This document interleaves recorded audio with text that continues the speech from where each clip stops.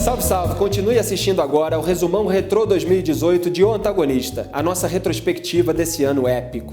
Em 3 de abril, patriotas saíram às ruas para cobrar do STF um país onde a lei é para todos e lugar de criminoso condenado em segunda instância é na cadeia, inclusive ex-presidente corrupto e lavador de dinheiro. No dia 4, o Supremo negou o pedido de habeas corpus de Lula por 6 votos a 5. O voto mais esperado era o de Rosa Weber, que manteve o país em suspense com um longo pronunciamento em juridiquês, mas votou contra o HC. Mesmo tendo sido voto vencido na decisão de outubro de 2016, quando o STF autorizou a prisão em segunda instância, a ministra alegou o princípio da colegialidade e preferiu respeitar a jurisprudência da Corte a criar uma lulisprudência. No dia 5, o TRF4 ordenou a prisão de Lula e Sérgio Moro imediatamente executou a ordem, oferecendo ao petista a oportunidade de se entregar voluntariamente na sexta-feira 6, às 17 horas. Claro que Lula não se entregou. Ele se refugiou no Sindicato dos Metalúrgicos de São Bernardo do Campo, usou a militância petista como escudo humano para evitar a entrada dos policiais e negociou com a Polícia Federal sua rendição para depois de uma suposta missa em homenagem aos 68 anos de sua falecida esposa Marisa Letícia no sábado 7. Mas Marisa foi só pretexto para o palanque onde Lula posou de vítima e atacou a Lava Jato em cadeia nacional de TV e rádio. Eu sou o único ser humano que sou processado por um apartamento que não é meu.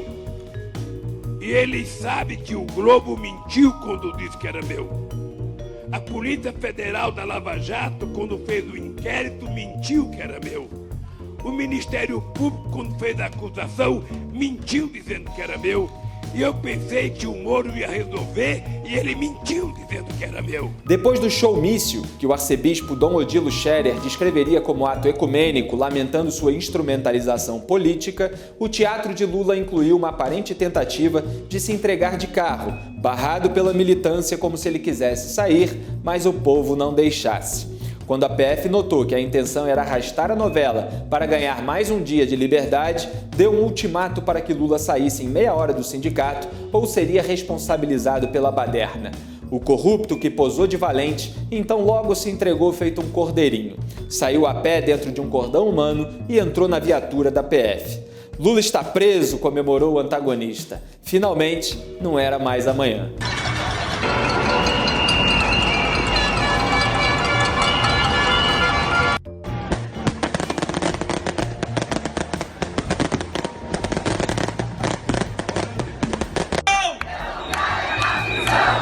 Lula, ladrão! Menos de 48 horas depois, Sérgio Moro foi ovacionado no aeroporto Santos Dumont, no Rio de Janeiro.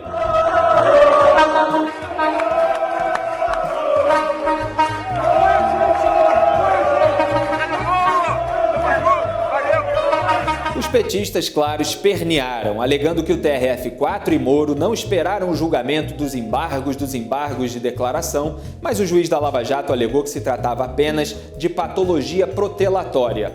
Para piorar a situação de Lula, o STF decidiu em 12 de abril manter a prisão preventiva de Antônio Palocci, gerenciador da conta de propinas dos petistas com empreiteiras do Petrolão. Uma decisão tomada apesar dos ministros de sempre, claro. Não se pode, volto a repetir, usar a prisão provisória para obter delação premiada. Isso é tortura em qualquer lugar do mundo. E é preciso deixar isso muito claro.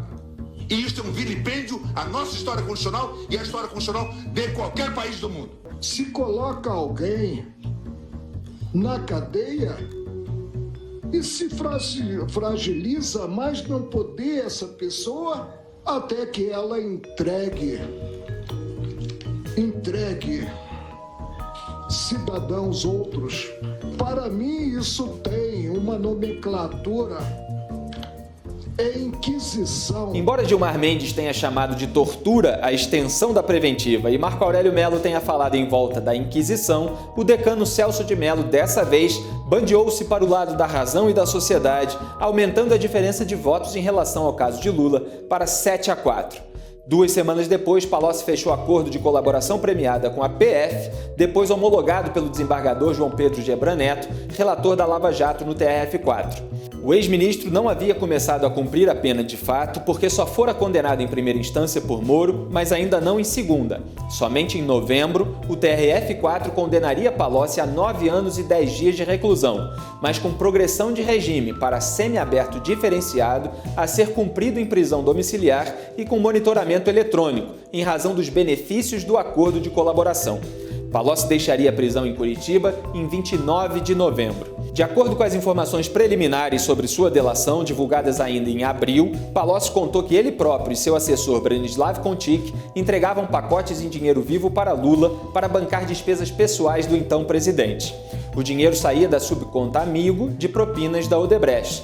O ex-ministro também contou ter tratado diretamente com Lula do esquema de sondas da Petrobras usado para bancar a eleição de Dilma Rousseff em 2010. Segundo Palocci, Dilma não só sabia do esquema corrupto entre PT e as empreiteiras, como teria sido beneficiária e mantenedora dos arranjos.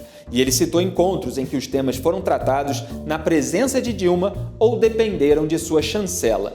Ao longo do ano, a divulgação de novos trechos e anexos da colaboração de Palocci, bem como de seus depoimentos, traria mais detalhes da sujeira de petistas graúdos. Mais do que nunca, Dilma, além de uma boquinha, precisava de um foro privilegiado, de modo que lançou-se pré-candidata ao Senado pelo PT no fim de junho, 2 meses depois de saudar o padrinho presidiário na porta da cadeia e declarar o seu amor. Boa tarde, Lulinha, paz e amor. Eu te amo, Lula! Mas se fosse preciso passar no teste da mala para ser candidata, Dilma já teria sido derrotada em abril.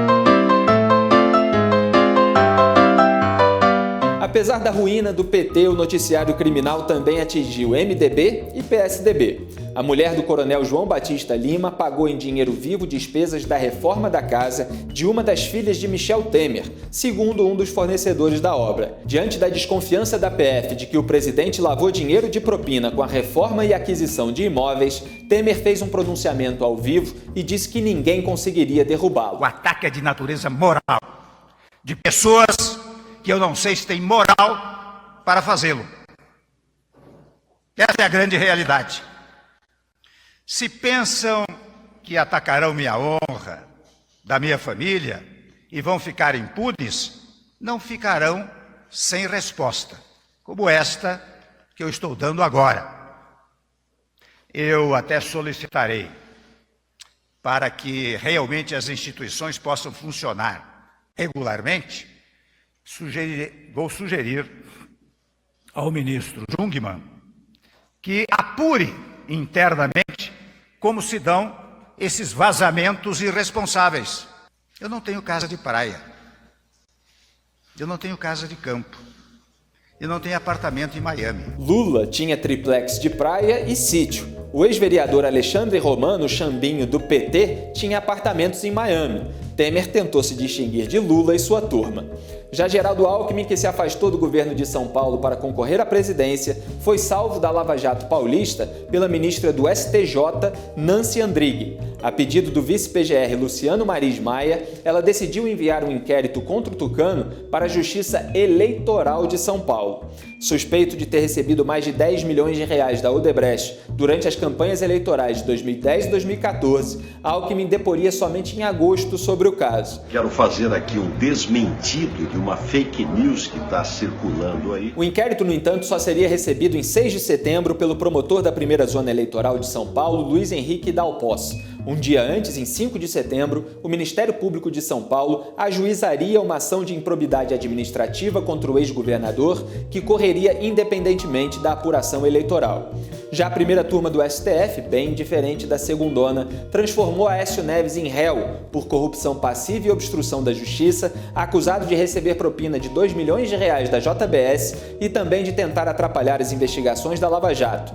Foram 5 votos a 0. Até Marco Aurélio Mello, relator do caso, votou a favor. Mais de 4 meses depois, no entanto, no final de agosto, a PGR ainda pediria ao Supremo para publicar o acórdão da decisão de abril e acelerar o trâmite para poder iniciar a investigação penal, com a coleta de provas e depoimentos de testemunhas. Mas Aécio recorreria ao STF em setembro para tentar reverter a decisão que tornou réu e a PGR teria de esperar o julgamento desses embargos pela primeira turma. Apesar da lentidão da justiça, a reputação do senador continuou sendo abalada. Ainda em abril, o deputado Osmar Serralho, do PP, contou ter sofrido pressões de Aécio, assim como de Renan Calheiros, para alterar o curso da Lava Jato, e que essas pressões resultaram na demissão dele do Ministério da Justiça. Vale lembrar que, em gravação de Wesley Batista, Aécio atacava o então ministro por ele não aceitar orientações sobre indicação do comando para a Polícia Federal. Já Joesley ainda disse à PF que pagou um mensalinho de R$50 mil a Aécio entre 2015 e 2017 por meio de uma rádio da família do Tucano, atendendo a um pedido dele. E o empresário Sérgio Andrade, um dos donos da construtora Andrade Gutierrez, disse à PF que repassou R$35 milhões ao senador Tucano em troca de benefícios na construção da usina de Santo Antônio, no Rio Madeira, em Rondônia. Que fase, hein, Aécio? O desgaste faria o Tucano desistir de tentar se reeleger senador, mas não de buscar uma vaga no Congresso. Em agosto, Aécio lançaria sua candidatura à Câmara dos Deputados, para a qual, apesar de tudo, seria eleito em outubro, embora ainda fosse ser alvo da PF em dezembro. Já a segunda turma do STF tratou de aliviar a barra de mais um político. Graças ao trio Dias Toffoli, Ricardo Lewandowski e Gilmar Mendes, o ex-senador Demóstenes Torres, que estava inelegível até 2027, foi liberado em 17 de abril para disputar em outubro a eleição, na qual, no entanto, seria derrotado, conseguindo apenas 27.801 votos na disputa por uma vaga na Câmara. A decisão da segundona abria naquele momento um precedente perigoso para que a lei da ficha limpa fosse rasgada a fim de favorecer a candidatura do inelegível Lula, o que felizmente acabaria não acontecendo. Mas isso foi fichinha perto do golpe da segundona, que decidiu tirar de Sérgio Moro trechos da delação da Odebrecht que envolvem Lula. Toffoli acatou a alegação da defesa do presidiário de que as informações sobre o sítio de Atibaia e o Instituto Lula não têm relação com a Petrobras e, portanto, com a Lava Jato. É a velha teoria do montinho, tantas vezes refutada em O Antagonista e aqui no Resumão. O próprio Moro já havia explicado que dinheiro é fungível, não havendo necessidade de se provar que os recursos físicos que saíram de um contrato público são os mesmos que foram recebidos como propina por políticos. O que importa é o acerto de corrupção em torno do contrato, que gerava um saldo na conta de propina aberta pelas empreiteiras. Da conta amigo da Odebrecht, por exemplo, era debitada a propina destinada a Lula.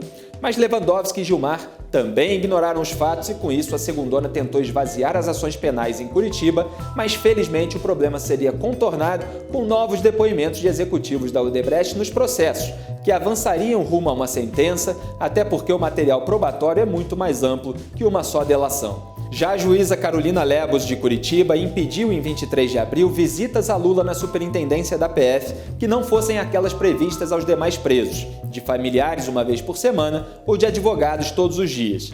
Ela alegou que no dia 17 já tinha havido a visita de uma comissão de direitos humanos do Senado. Então restou aos petistas espernear nas redes sociais, chamando de arbitrariedade, imagine, a não concessão de um privilégio descabido a um presidiário corrupto e lavador de dinheiro.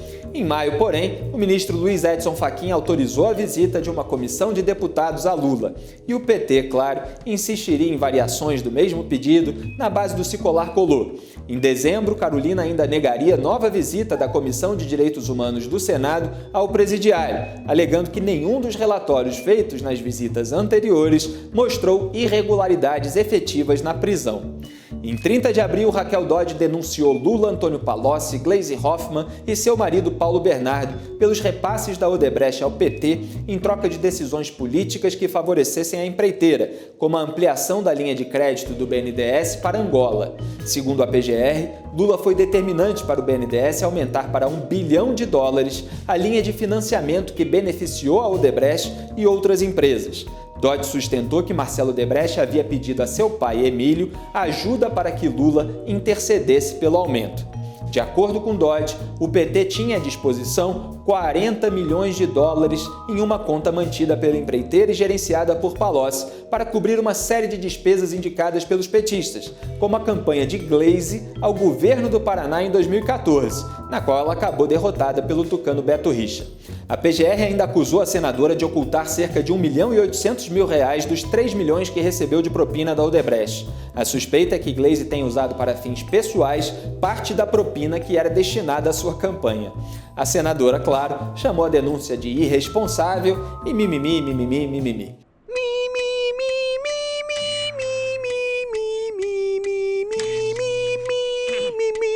É verdade que Gleisi chegou a ter uma vitória, mas relativa a outra denúncia da PGR, quando ela e seu marido Paulo Bernardo foram acusados de terem pedido e recebido R$1 milhão desviado da Petrobras para a campanha de Gleisi ao Senado em 2010. Dessa acusação de corrupção e lavagem de dinheiro em um dos processos da Lava Jato, a segunda turma do STF absolveu ambos em 19 de junho por falta de provas, e mais o empresário Ernesto Kugler Rodrigues, apontado como emissário do casal no recebimento da grana.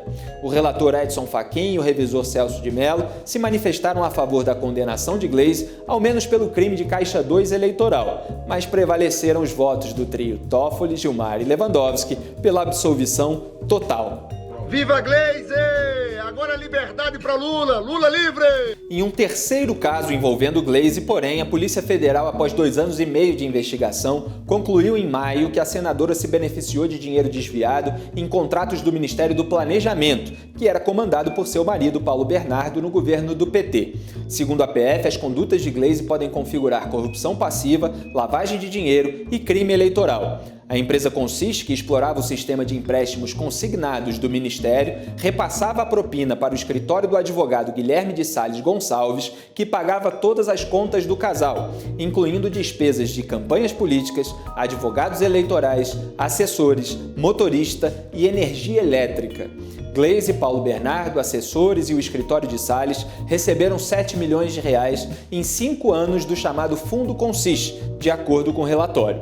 Os policiais conseguiram rastrear todo o caminho de grande parte do dinheiro. No total, a quadrilha ligada a Consiste desviou R$100 milhões no Ministério do Planejamento. Em resumo, Gleisi ainda teria de se defender em pelo menos 3 casos. A primeira denúncia de Raquel Dodge, que envolve propinas da Odebrecht, o escândalo da Consiste, além da denúncia de 2017 do ex-PGR Rodrigo Janot sobre o quadrilhão do PT. Força, Gleisi! De quebra, nem a segunda turma do STF conseguiu soltar Lula em maio. Por 5-0, Fachin, Toffoli, Gilmar, Lewandowski e Celso de Mello rejeitaram o recurso da defesa do presidiário, que esperneava contra a ordem de prisão emitida pelo TRF4 antes do julgamento dos embargos de declaração, dias depois rejeitado pelo mesmo tribunal de segunda instância. Lula, portanto, não conseguiu escapar nem em julgamento eletrônico, longe dos olhos do povo brasileiro, como queriam os mesmos petistas que pregam a censura à TV Justiça, ou seja, o fim da transmissão de sessões do STF. Em Estocolmo, Ciro Gomes, que tempos atrás cogitou sequestrar Lula e dar-lhe refúgio em embaixada para evitar sua prisão, disse que se prometesse indulto a Lula, estaria agindo contra seu velho amigo petista ao legitimar sua culpa no crime. Detalhe, Ciro falou em inglês, com direito a palavrão em português para expressar para onde Lula iria mandá-lo. So if I, his close friend, running for president, say today that if I will be the next president, I will be the indult. I could imagine that Lula could send me to puta que pariu. Será que Dilma Rousseff entendeu essa? If you speak slowly, okay. I understand very well. Very good. Could send me to puta que pariu. No. Em 18 de maio, dia do meu aniversário, Então, happy birthday to you. foi a vez de José Dirceu entregar-se à Polícia Federal em Brasília após a juíza Gabriela Hart, substituta de Sérgio Moro, executar a ordem de prisão emitida pelo TRF-4. O ex-ministro petista, condenado em segunda instância, começaria a cumprir uma pena de 30 anos, 9 meses e 10 dias de prisão na Lava Jato por ter recebido 10 milhões e 200 mil reais das propinas pagas pela empreiteira Engevix, a diretoria de serviços da Petrobras, entre 2005 e 2014, durante os governos do PT. Mas o meu presente durou pouco. A segunda turma do STF voltou a ser a velha segundona e decidiu em 26 de junho libertar Dirceu com votos de Toffoli, Gilmar e Lewandowski, o mesmo trio que já havia libertado o ex-ministro da prisão preventiva, alegando falta de fundamentação específica, como se a condenação pelos crimes não bastassem e a prisão em segunda instância exigisse requisitos similares ao da preventiva. Toffoli, Gilmar e Lewandowski deram um jeitinho de contrariar a decisão do plenário do Supremo de 2016, que havia autorizado a execução provisória da pena, como enfatizou em vão Fachin. Celso de Mello não compareceu à sessão. O Gilmar hoje é nosso aliado, amanhã volta a ser nosso inimigo, mas hoje ele é nosso aliado. Gilmar Mendes também mandou soltar o petista investigado por fraude em fundos de pensão Marcelo Sereno, braço direito de Dirceu no governo Lula e ex-secretário nacional de comunicação do PT. Gilmar ainda libertou 2 vezes o ex-diretor da Estatal Paulista de Estradas Dersa, apontado como operador do PSDB, Paulo Vieira de Souza, o Paulo Preto, que aparentemente agradecido teria desistido de delatar a cúpula tucana. E uma vez o lobista do MDB Milton Lira, contribuindo assim para a blindagem dos partidos de Aécio Neves e Michel Temer, velhos camaradas do ministro do STF. De 15 de maio a 25 de junho, Gilmar atendeu a 23 pedidos de liberdade a suspeitos presos pela PF em operações como Rizoma, Pão Nosso, Jabuti e Câmbio Desligo, mandando soltar em pouco mais de um mês, portanto, uma média de um investigado a cada 2 dias. A maioria das prisões havia sido autorizada pelo juiz Marcelo Bretas, da Lava Jato no Rio de Janeiro, entre elas a de Orlando Diniz, presidente afastado da FEComércio, suspeito de desviar 180 milhões de reais do Sesc-Senac para grandes escritórios de advocacia. Diniz presidia havia cerca de 20 anos a entidade, cuja quebra de sigilo fiscal revelou um pagamento de 50 mil reais feito em 2016 em benefício do IDP, Instituto Brasiliense de Direito Público, que tem Gilmar como um dos sócios fundadores. O instituto, controlado pela família do ministro, teve uma série de eventos apoiados por patrocínio da federação presidida por Diniz, incluindo 2 em Lisboa. Raquel Dodge chegou a recorrer ao STF contra a libertação de Paulo Preto e Orlando Diniz, sustentando que as prisões eram necessárias à instrução processual e à manutenção da ordem pública. Mas Gilmar continuou soltando também o verbo. Ele disse, por exemplo, que a Lava Jato teve uma projeção exagerada e indevida. Mas, sobretudo, me parece que o desaparecimento do Congresso, com seu papel de contemporização, de moderação, de enfrentamento, muitas vezes, levou a que essa organização, a Operação Lava Jato, ganhasse uma projeção talvez exagerada e claramente indevida. Enquanto os ministros da segundona devolviam políticos, operadores e empresários à liberdade, Moro condenava o ex-tesoureiro petista Paulo Ferreira, junto com o ex-diretor de serviços da Petrobras Renato Duque e outros 9 réus, no processo que apura o pagamento de propina pelo consórcio Novo Sempre para conseguir um contrato com a Petrobras no período de 2007 a 2012, durante os governos do PT. Pela sua atuação na Lava Jato, Moro acabou recebendo em maio o título de doutor em Direito honoris causa pela Universidade de Notre Dame, nos Estados Unidos. Return accountability and integrity to public service on Sergio Fernando Moro, Curitiba, Paraná, Brasil.